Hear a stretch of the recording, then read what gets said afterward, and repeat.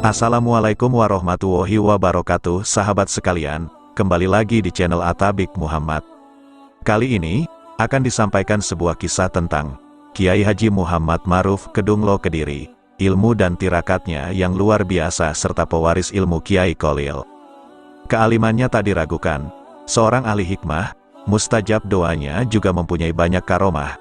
Ia adalah teman Hadratus Syekh Kiai Haji Hasyim Asy'ari. Saat Mbah Hasyim mendirikan NU tahun 1926, ia pun ikut andil dalam organisasi tersebut.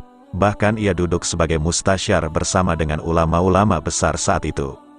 Saat acara-acara muktamar NU, ia sering didaulat untuk memimpin doa. Bahkan tatkala para ulama pada saat itu mengadakan basul masail, lalu menemui jalan buntu dan mentok, mereka akan sowan kepadanya. Ia adalah Mbah Kiai Haji Muhammad Ma'ruf, pendiri Pondok Pesantren Kedunglo Kediri. Namun sebelum lanjut, dukung channel ini dengan cara klik tombol like dan subscribe, serta aktifkan tanda loncengnya, agar sahabat semua tidak ketinggalan dengan video yang kami sajikan selanjutnya. Mbah Ma'ruf lahir di Desa Kelampok Arum, Desa Badal, Ngadiluih, Kediri pada tahun 1852. Ayah Mbah Ma'ruf, Mbah Yai Abdul Majid, adalah seorang yang sangat dihormati dan ditokohkan di daerahnya. Konon Mbah Yai Abdul Majid ini mempunyai tirakat dengan hanya makan kunir saja. Kebiasaan tirakat inilah yang kelak menurun kepada Mbah Ma'ruf. Sejak kecil Mbah Ma'ruf telah ditinggal wafat oleh ibunya. Ayahnya dan saudara-saudaranya lah yang merawat Mbah Ma'ruf. Tak lama setelah kematian ibunya, ayahnya pun wafat. Setelah itu Mbah Ma'ruf diasuh oleh saudara sulungnya, Mbah Nyai Bulkijah.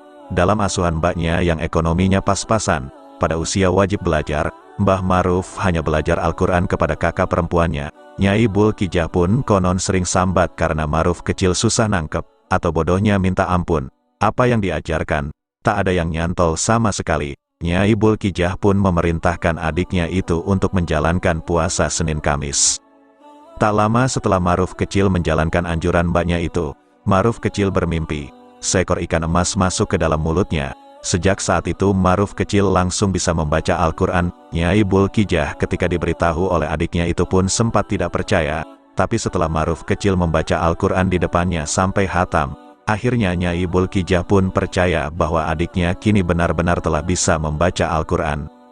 Ngaji sambil tirakat. Setelah mendapatkan pendidikan dari kakak perempuannya, Mbah Ma'ruf melanjutkan studinya ke Cepoko, Nganjuk di bawah asuhan Kiai Muh. Mbah Ma'ruf berjalan kaki menuju pesantren ini. Di pesantren inilah Mbah Ma'ruf yang yatim dan miskin itu melewati hari-harinya dengan memprihatinkan. Seringkali Mbah Ma'ruf hanya makan seminggu sekali. Tepatnya setiap malam Jumat, itu pun pemberian orang-orang sekitar pondok. Pada hari-hari biasa Mbah Ma'ruf hanya makan intip atau nasi hangus yang masih melekat di panci dan tidak dimakan oleh pemiliknya, atau memakan buah pace yang tumbuh di sekitar pondok.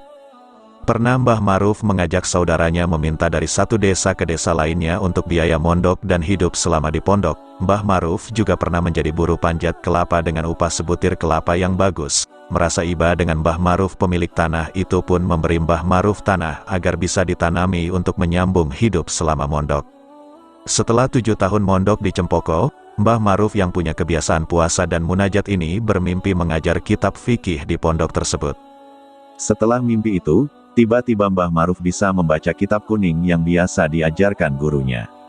Mbah Ma'ruf lantas sowan pada Kiai Muh gurunya, melaporkan bahwa ia mendapat ilmu laduni dan bisa membaca kitab kuning. Kiai Muh pun mengumumkan bahwa Mbah Ma'ruf akan mengajar kitab menggantikannya. Pengumuman ini pun membuat geger, utamanya santri senior yang meremehkan Mbah Ma'ruf. Mereka berpikir bahwa Mbah Ma'ruf mondok belum tamat dan tidak bisa ngaji, lah kok disuruh mengajar ngaji. Hari itu pun tiba, Mbah Ma'ruf mengajar kitab. Beberapa santri yang sudah tidak ikut pengajian, karena tahu yang mengajar bukan Yai Muh, melainkan Mbah Ma'ruf. Mbah Ma'ruf tidak peduli dengan ketidakhadiran para santri senior yang alim-alim. Beliau tetap membuktikan kemampuannya mengajar kitab yang biasa diajarkan oleh Yai Muh kepada santri-santrinya. Ternyata tak hanya bisa, beliau juga hafal isi kitab tersebut. Peristiwa ini tentu saja menggemparkan seisi pondok. Mbah Ma'ruf santri kere, yang semula diremehkan dan dibenci teman-temannya, seketika disanjung dan dihormati. Bahkan konon, Yai Muh gurunya, akhirnya berbalik berguru pada Mbah Ma'ruf. Sementara itu, beberapa santri yang suka meremehkan Mbah Ma'ruf saat itu juga meninggalkan pondok Cepoko. Tak berhenti di pesantren Cepoko, Mbah Maruf melanjutkan perburuan ilmunya ke Semarang. Beliau ingin menimba ilmu pada ulama besar pada saat itu, Kiai Soleh Darat. Genap 2 tahun nyantri di Kiai Soleh Darat, ia lanjutkan pencarian ilmunya ke Langitan, Tuban. Setahun di Langitan Mbah Maruf pulang ke Kediri. Mbah Maruf pun mengakhiri masa lajangnya dengan menikahi Nyai Hasanah, puteri dari Kiai Soleh Banjarmelati. Meski sudah menikah, ternyata tak mengurangi kehausan Mbah Maruf akan ilmu. Terbukti 2 tahun setelah menikah dan dikaruniai seorang putra, Mbah Maruf melanjutkan perburuan ilmunya. Atas izin istrinya, Mbah Maruf pun melanjutkan rihlah ilmiahnya. Kali ini, pesantren yang dituju adalah pesantren Demangan, Bangkalan, Madura di bawah asuhan Syekhona Kholil Bangkalan. Saat tiba di Demangan, beliau disambut dengan satu nampan besar yang berisi nasi dan lauknya. Oleh Kiai Kholil, Mbah Maruf diperintahkan untuk menghabiskan nasi itu. Mbah Maruf yang sudah terbiasa dengan puasa dan berlapar-lapar tentu tak akan mampu menghabiskan nasi sebanyak itu. Disampainya, Kiai Kholil berdiri membawa tongkat, yang siap diayunkan ke Mbah Maruf apabila tidak mampu menghabiskan nasi itu. Mbah Maruf yang dikenal mempunyai banyak doa ampuh, kali ini pun menggunakan karomahnya itu. Setelah membaca doa, ternyata nasi senampan itu berhasil dihabiskan oleh Mbah Maruf. Melihat hal itu, Kiai Kholil seketika berkata, "Ini orangnya yang akan menghabiskan ilmuku." Terus beriadoh nyantri di Kiai Kholil tak menghilangkan kebiasaan lama Mbah Maruf, yaitu riadoh. Di pesantren Demangan, intensitas riadoh Mbah Maruf justru kian menjadi-jadi. Di Demangan ini Mbah Maruf punya kebiasaan baru, ziarah ke makam-makam keramat para aulia di Madura. Tak hanya ziarah, Mbah Maruf tirakat sebelum mendatangi makam-makam itu. Sedemikian banyak makam keramat yang Mbah Maruf datangi, namun semuanya memberikan jawaban yang mengecewakan Mbah Maruf. Kalau ingin alim ya harus belajar dulu. Terakhir, Mbah Maruf riadoh di makam Bujuk Sangkak. Di makam ini ia ditemui oleh sohibul makam. Mbah Maruf menangis, sedih dan hampir putus asa, karena riadoh yang sedemikian keras, ternyata menurut sohibul makam masih kurang. Mbah Maruf melaporkan apa yang dialaminya kepada Kiai Kholil.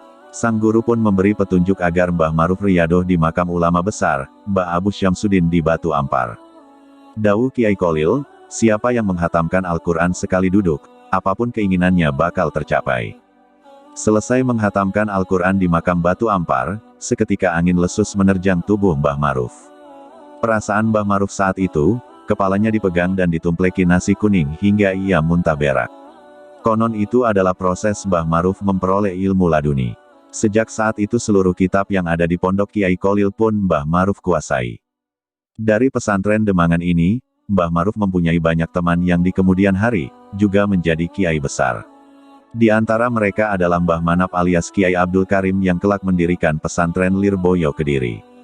Pesantren ini hanya berjarak 1 km dengan pesantren Kedunglo yang didirikan Mbah Maruf.